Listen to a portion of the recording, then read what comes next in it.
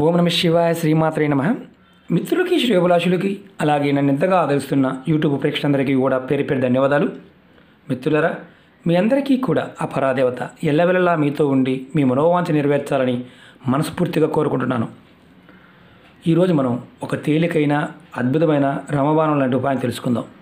ఎర్రదారంతో మీ సమస్యలన్నీ తీరిపోయే ఒక అద్భుతమైన తేలికైన ఖర్చు లేని ఉపాయం.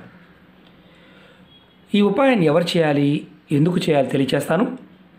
మీరు ఏ పని చేసినా అనుకున్న సమయానికి అవడం లేదా మీరు ఈ ఉపాయం చేయవచ్చు. మీరు చేసే పనుల్లో ఎక్కువగా ఆటంకాలు ఎప్పుడు వస్తూనే ఉన్నాయా? అలాగే రోజు రోజుకి మీ ఆర్థిక స్థితి తగ్గిపోతుందా, అంటే దిగజారిపోతుందా? అలాగే జాతక దోషాల వలన అనేక ఇబ్బందులు ఎదుర్కోవాల్సి వస్తుందా? మీరు ఏ ఉపాయం చేసినా ఫలితం కనిపించడం లేదా? ఈ ఉపాయం చేస్తే ఖచ్చితంగా ఫలితం కనిపిస్తుంది. అలాగే ఎన్ని పూజలు వ్రతాలు చేసినప్పటికీ కూడా సరైన సఫలత అంటే ఫలితం కనిపించడం లేదా? అలాగే దౌర్భాగ్యం అనేది మిమ్మల్ని వెంటాడుతూ ఉందా? ఇలాంటి సంఘటన జరుగుతూ ఉంటే ఈ తేలికైన ఉపాయం చేయండి. మీ సమస్యలన్నిటి నుండి బయటపడి అదృష్టవంతులుగా మారడానికి ఈ తేలికైన ఉపాయం. ప్రాకృతికమైన పరాశక్తి ప్రేరణతో మనం ఈ సమస్య నుంచి బయటపడవచ్చు. ఎలా చేయాలి, ఏ విధంగా చేయాలి తెలియచేస్తాను. మీకు ఈ వీడియో నచ్చినట్లయితే లైక్ చేయండి, నా ఛానల్ సబ్స్క్రైబ్ చేసుకోండి, పక్కనే ఉన్న గంట సింబల్ని యాక్టివేట్ చేసుకోండి. మీకు నచ్చితే 10 మంది మిత్రులకి షేర్ చేయండి. చాలా తేలికైన ఉపాయం. ఈ ఉపాయం ఖర్చుతో కూడుకున్నది కూడా కాదు. ఈ ఉపాయం ఆడవారైనా మగవారైనా చేయవచ్చు. ఆడవారు నెలసరి సమయంలో మాత్రం చేయవద్దు. మీరు ఈ ఉపాయం కావాల్సిన వస్తువులు ఎర్రటి దారం, ఇలాంటి దారమైనా పర్వాలేదు, ఇలాంటి దారం మీరు మామూలుగా బట్టలు కుట్టే దారం ఉంటుంది కదా, అదైనా పర్వాలేదు, కానీ ఎర్రది మాత్రమే తీసుకోవాలి. అలాగే మామిడాకు, ఒక మామిడాకు కంపల్సరీ కావాలి. మీరు ఈ ఉపాయాన్ని శనివారం సాయంత్రం 4 నుండి 6 గంటల మధ్య ప్రాంతంలోనే చేయాలి. ఆ తర్వాత చేసిన ఎటువంటి ఫలితము ఉండదు, దానికి ముందు చేసిన ఎటువంటి ఫలితము ఉండదు. శనివారం నాడు 4 గంటలకు ముందు మీరు స్నానం చేసి ఒక మామిడాకుని ఈ దారాన్ని రెడీ చేసుకోండి. దారాన్ని చక్కగా నీళ్ళల్లో, మీరు తాగే నీళ్ళు ఉంటాయి కదా, మంచినీళ్ళు ఉంటాయి కదా, దానిలో శుభ్రం చేసుకోండి. ఇంకా మీ దగ్గర గంగాజలం లాంటిది ఉంటే దాంట్లో ముంచి తీయండి. చాలా అద్భుతంగా పనిచేస్తుంది. మీరు తర్వాత మీ పూజా మందిరంలో కావచ్చు, మీరు ఎక్కడైనా సరే కూర్చొని మీ ఇంట్లో ముందు నిలబడండి. ఒకసారి నిలబడి మీ అంత పొడుగు దారాన్ని, అంటే కరెక్ట్గా మీరు 5 అడుగులు ఉన్నా 6 అడుగులు ఉన్నా ఎంత పొడుగు ఉంటే అంత దారాన్ని తీసుకోండి. తీసుకొని మీరు ఈ దారాన్ని గంగాజలంలో ముంచి తీశారు కదా, గుర్తుంచుకోండి, గంగాజలంలో కానీ నీటిలో కానీ కంపల్సరిగా ముంచి తీయాలి. తర్వాత ఈ దారాన్ని తీసుకొని మామిడాకుకి చుట్టాలి. మామిడాకు చుడుతున్నప్పుడు మీ మనసులో ఓం నమ శివాయ అనే మంత్రాన్ని మనసులో అనుకుంటూ చేయాలి. మామిడాకు చుట్టేటప్పుడు కూడా ఈ చివరి నుంచి చుట్టడం మొదలుపెట్టాలి. పైన తొలి వైపు కాకుండా ఆకు కొన వైపు నుంచి చుట్టాలి. చూడండి, నేను చూపిస్తాను. ఇలా చుట్టాలి. ఓం నమ శివాయ, ఓం నమ శివాయ, ఓం నమ శివాయ అనుకుంటూ చుట్టాలి. ఇట్లా మొత్తం దారం మొత్తం ఈ ఆకుకి చుట్టేయాలి. చూడండి, ఇలా ఈ చివరి వరకు చుట్టాలి. ఇలా మొత్తం దారం మొత్తం చుట్టేసి చుడుతున్నప్పుడు ఓం నమ శివాయ అని మనసులో అనుకుంటూ చుట్టుకోవాలి. తర్వాత ఈ ఆకుని మీరు పారే నీళ్ళ దగ్గరికి, అంటే పారే నీళ్లు ఉంటే పారే నీళ్ళ దగ్గరికి వెళ్ళండి. కాలువ కానీ చెరువు కానీ, అంటే నీరు అలుగు ఉండాలి. చెరువు అంటే నీరు అలుగు ఉండాలి. సముద్రంలో మాత్రం వేయకూడదు. నదిలో మాత్రం కానీ, కాలువలో కానీ, వాగుల్లో కానీ వేయవచ్చు. ఒకవేళ మీకు అలాంటి అవకాశం లేకపోతే ఏదైనా చెట్టు మొదల్లో ఇది పెట్టేయాలి. మీరు చెట్టు మొదల్లో పెట్టే ముందు కానీ, నీళ్ళల్లో వదిలే ముందు కానీ, మీరు ఎదుర్కొంటున్న సమస్యల గురించి, మీరు ఆ సమస్యలు తొలగిపోవాలి అని మీ మనసులో అనుకుంటూ ఇది అక్కడ పెట్టాలి. చేత్తో పట్టుకొని అనుకుంటూ అక్కడ పెట్టాలి.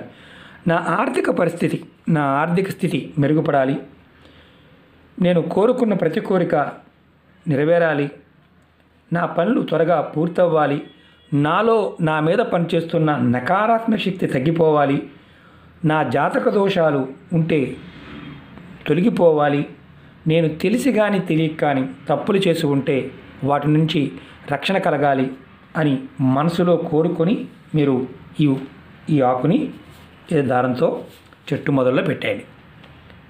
ఇది ఆడవారైనా మగవారిని చేయవచ్చు. ఈ ఉపాయం చేస్తే ఖచ్చితంగా మీకు సమస్యల నుంచి బయటపడతారు. ఈ ఉపాయంలో లాజిక్ కూడా మీకు చెప్తాను. ఈ ఉపాయాన్ని 7 శనివారాలు చేయాలి.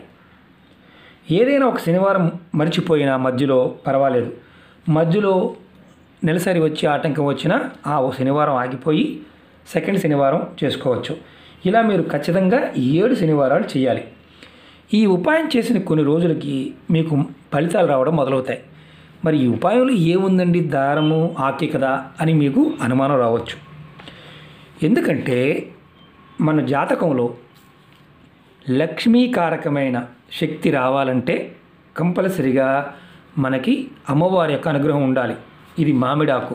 అలాగే జాతక దోషాల్లో కుజబలం తగ్గినప్పుడు, కుజుడు మనకు సరిగ్గా సహాయం చేయనప్పుడు, కుజుడు జాతకంలో నీచంగా ఉన్నప్పుడు, పాపగ్రహాలతో కూడి ఉన్నప్పుడు మనకి ఆర్థికమైన సమస్యలు వస్తూనే ఉంటాయి. అలాగే మానసికంగా మనకి నిర్ణయాలని, అంటే ఒక రకంగా చెప్పాలంటే తప్పుడు నిర్ణయాలు తీసుకోవడానికి ప్రేరణ కలుగుతుంది. గడిచిన 2 సంవత్సరాల నుంచి 2019, 2020 ఈ 2 సంవత్సరాలు కూడా మానవులకి అనుభవాన్ని ఇచ్చే సంవత్సరాలు. అంటే అంతకుముందు సంవత్సరం శని భగవానుడు సంవత్సరాధిపతి, ఇప్పుడు బుధుడు సంవత్సరాధిపతి. అలాగే బుధుడికి రాహువు స్నేహితుడు. రాహువు ఎవరితో ఉన్నా వారి మనసుని, మైండ్ని ఖచ్చితంగా ప్రభావితం చేస్తాడు. మానవులందరికీ కూడా ఎంత గొప్ప జాతకుడైనప్పటికీ కూడా మానసికమైన ప్రభావం అనేది ఈ 2 సంవత్సరాల నుంచి అందరూ ఎదుర్కొంటూనే ఉన్నారు. మనకి లక్ష్మీకారకం అంటే మామిడాకు అనేది, మామిడి చెట్టు దైవ స్వరూపంగా లక్ష్మీ స్వరూపం. అలాగే లక్ష్మీదేవి మన దగ్గరికి రాకుండా అడ్డు తగులుతున్నప్పుడు ఇలా మన ఎత్తు, మన జీవాత్మ అంటే మన శరీరం ఉన్న ఎత్తు దారాన్ని మనం తీసుకొని, ఎవరైనా సరే ఆడవారి మగవారు తీసుకొని ఇలా ఆకుకు చుట్టి చెట్టు మొదల్లో పెట్టడం కానీ, నదిలో వదలటం కానీ చేయటం వల్ల, నీళ్ళలో వదలటం వల్ల ప్రాకృతికమైన ప్రేరణ ఏదైతే ఉందో ఆ ప్రేరణని ముందుకు తీసుకువెళ్ళడానికి మనం శివజపాన్ని చూస్తున్నాం. ఓం నమ శివాయ అంటే సమస్త సృష్టిలో ఏదైనా సరే తేలికగా ఇవ్వగలిగే శక్తి ఆయన. అలాగే ఆయన ఆధీనంలో గ్రహాలు, అలాగే ఏదైతే శక్తులు, దేవతాశక్తులు కావచ్చు, ప్రేతశక్తులు కావచ్చు, యక్షిణ శక్తులు కావచ్చు, గంధర్వ కిన్నెర కింపురుష అందరూ కూడా ఆయన ఆధీనంలో, శక్తులన్నీ కూడా ఆయన ఆధీనంలో ఉంటాయి. అమ్మవారిని మనం త్వరగా పట్టుకోవాలి, అమ్మవారు మనకి అన్నీ ఇవ్వాలి అన్నప్పుడు మనం శివారాధన చేసినట్లయితే, శివనామ స్మరణ చేసినట్లయితే ఖచ్చితంగా మనకు అన్ని విషయాల్లోనూ విజయాన్ని పొందుతాం.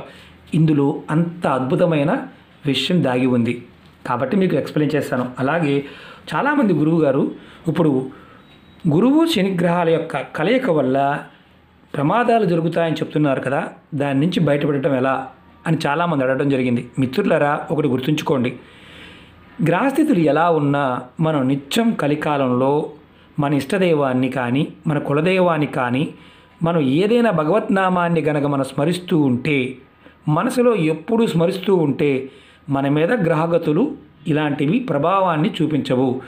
ఏదైనా ఇబ్బంది కలుగుతుందన్నప్పుడు ఉదాహరణ చెప్తాను. మనకి ఈత రాదు, నదిలో కొట్టుకుపోవాల్సిన పరిస్థితి, వరద వచ్చింది సడన్గా, మనకి ఎలా దాటాలో ఆ సమయానికి ఏదో ఒక పదార్థము మనని కాపాడడానికి వస్తుంది. అలాగే దైవనామస్మరణ ద్వారా మనకి ఏదైతే సమస్య వస్తుందో, గ్రహాల యొక్క స్థితిగతులు బాగోలేదో వాటి నుంచి వచ్చే ప్రభావాన్ని, ఆ ప్రవాహాన్ని మనకి అనుకూలంగా మలుచుకోవడానికి మార్గనిర్దేశం జరుగుతుంది. కాబట్టి భయాన్ని వదిలేయండి. ఈ ఉపాయం చేయటం వల్ల మనం చెప్పుకున్నాం, జాతక దోషాలు కూడా మన నుంచి మనకి ఇబ్బంది పెడుతున్నవి కూడా మనకు సహకరించడానికి అవకాశం ఉంటుంది. దాన్ని ఏమంటామంటే నెగిటివ్లో నుంచి కూడా పాజిటివ్ తీసుకోవడం. అంటే మన ఆలోచన ప్రమాదం ఒక అద్భుతమైన కత్తి తెగితే చచ్చిపోతాం, కానీ అదే కత్తి మన దగ్గర ఉంటే రక్షణగా కూడా వాడుకుంటాము. దాని అర్థం అది. కాబట్టి నామాన్ని పట్టుకోండి, భగవత్నామాన్ని పట్టుకోండి, నామాన్ని స్మరించండి. ఇప్పుడు ఉన్న గ్రహస్థితులు ఏమీ చెయ్యవు. ఖచ్చితంగా మంచి మార్గంలోకి మనం, ఏదైనా చెడు జరుగుతుందని చాలామంది భయపడుతూ ఉంటారు. చెడు కాదు, ఒక మంచి మార్గంలోకి మనం వెళ్ళడానికి ఒక దిశానిర్దేశం జరుగుతుందని అర్థం. కర్మల యొక్క ప్రభావం వల్ల, మనం ఆశ వల్ల, మోసపూరితమైన మాటల వల్ల, మోసపూరితమైన ఆలోచనల వల్ల మనకు ఒక్కొక్కసారి ఇలాంటి సంఘటనలు ఎదుర్కొంటూ ఉంటాం.